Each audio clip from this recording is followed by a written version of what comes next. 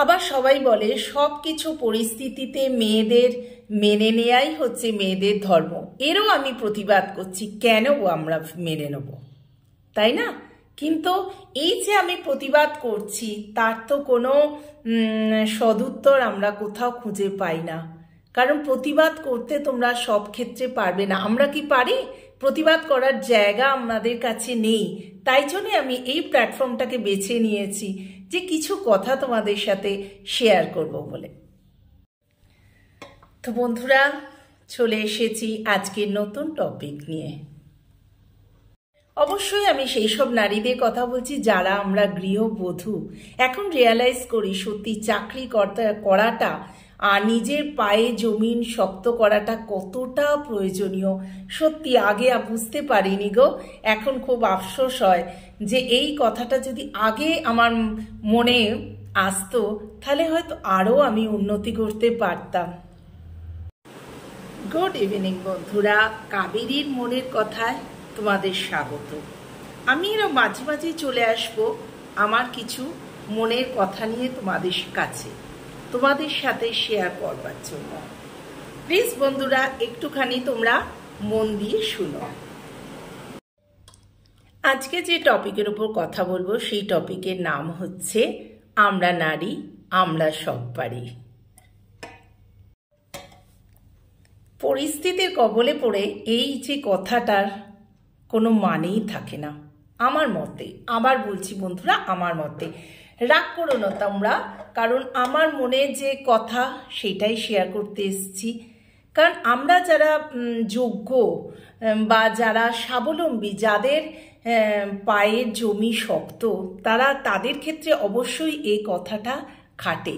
কিন্তু যে বন্ধুরা বা যে নারীরা মানে অসহায়, তাদের ক্ষেত্রে কি এই কথাটা খাটে? তারা অবশ্যই 100% সব কিছুই করতে পারে, কিন্তু এমনভাবে তাদের পায়ে বেরি পড়ানো থাকে যে সব কিছু, এই কথাটা সব কিছু ঊর্ধ্বে তাদের চলে যেতে হয়। তাদের অনেক পরিস্থিতির শিকার হতে হয়। এরকমই একটা বাস্তব, আমার জীবনে বাস্তব ঘটনা তোমাদের সাথে আমি অবশ্যই শেয়ার করব। দেখো, খুব কষ্ট পাবে, কারণ আমরা সব কিছুতেই আমরা বাধা পড়ে থাকি। কোনো কিছু ইচ্ছা থাকলেও কিন্তু আমরা সেটা করতে পারি না। চলে এলাম বাস্তবে, অর্থাৎ আমার জীবন নিয়ে। আজকে আমার জীবনের কিছু কথা তোমাদের সাথে শেয়ার করব। জলজ্যান্ত উদাহরণ আপনাদের সামনে দিচ্ছি। সেটা হচ্ছে, আমারই এক বেস্ট ফ্রেন্ড ছিল, খুব পড়াশোনা বেশি করতে পারেনি, কলেজের পরই পালিয়ে গিয়ে বিয়ে করেছিল। বলতে তার নামটা আমি বলবো না, আমারই খুব পরিচিত এবং আমার বেস্ট ফ্রেন্ড ছিল। কিছুদিন পরে তার কথা শুনে আমার চোখ দিয়ে জল পড়ল। কেন? তার কারণ হচ্ছে, বন্ধুটা 1 নম্বর সুখী হয়নি, 2 নম্বর হচ্ছে পড়াশোনাও শেষ করেনি। অনেক বারণ করেছিলাম আমি, এখন করিস না, কিন্তু সেই বয়সের একটা মোহ, পালিয়ে গিয়ে বিয়ে করেছিল। তারপর তার উপর কি নির্মম অত্যাচার চলতো সব শুনেও কিন্তু বন্ধুরা আমরা কিছু করতে পারিনি।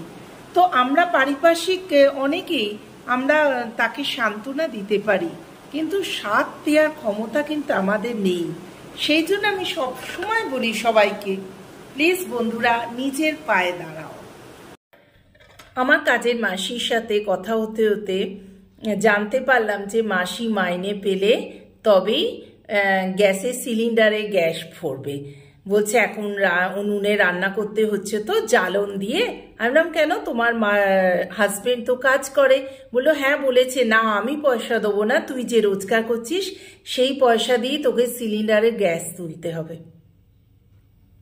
বলো, সারাদিন পরিশ্রম করছে, সকালবেলা রান্না করে আসছে, হাজবেন্ড কি খাবে সেই খেয়ে কাজে বেরোবে, তারপর সে কাজ করতে আসছে, বাড়ি গিয়ে আবার জ্বালন কুড়োচ্ছে যাতে বর্ষাকালে মানে জ্বালিয়ে রান্না করতে পারে।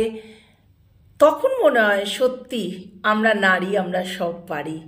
আরেকটা বাস্তব ঘটনা তোমাদের সাথে আরেকটা শেয়ার করব, সেইটা দেখে মনে হয় না, এই কথাটার কোনো যথার্থতা নেই। চলো, তো বন্ধুরা, মাঝে মাঝেই চলে আসবো তোমাদের কাছে ছোট ছোট মনের কথা নিয়ে। তো আজকের মতো এখানেই রাখি। টাটা। যদি ভালো লাগে ব্লগটা তো do like, share and subscribe my channel Kaveri জীবন কথায়।